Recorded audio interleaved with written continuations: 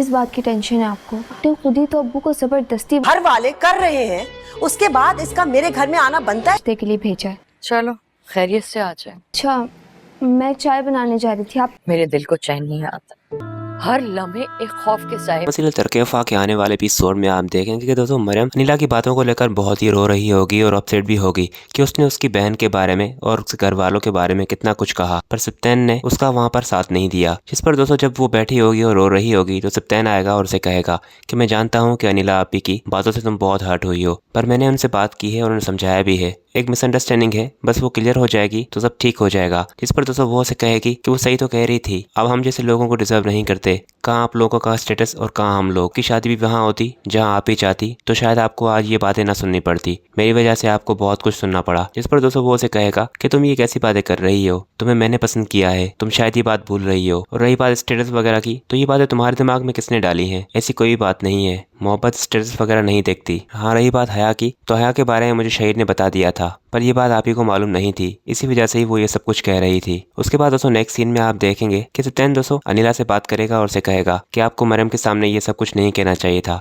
तो वो उसे कहेगी कि सप्तैन तुम मुझे गलत कह रहे हो, इस सब में मैंने कुछ गलत नहीं कहा। कोई भी देखेगा तो यही कहेगा अपने बॉस को अपने जाल में फंसाया, और दूसरी ने भी ऐसे ही किया। तो तुम खुद ही बताओ मुझे क्या लगेगा? अगर मरियम को मेरी बात का बुरा लगा है तो मैं उसे माफी मांगने के लिए तैयार हूँ।